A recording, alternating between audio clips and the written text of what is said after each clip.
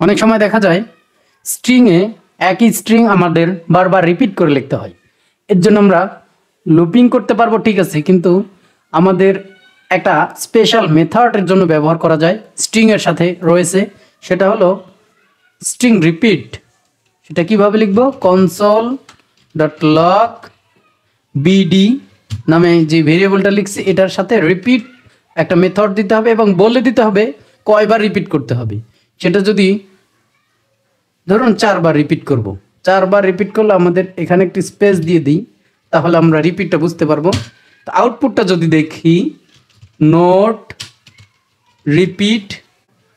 Repeat dot JS, then enter দিলে দেখুন এই যে hello Bangladesh, hello Bangladesh, hello Bangladesh, hello Bangladesh, অর্থাৎ 4 বার একই কাজ হয়েছে। এই রিপিট মেথডটা স্ট্রিংয়ের এইভাবে ব্যবহার করা হয়।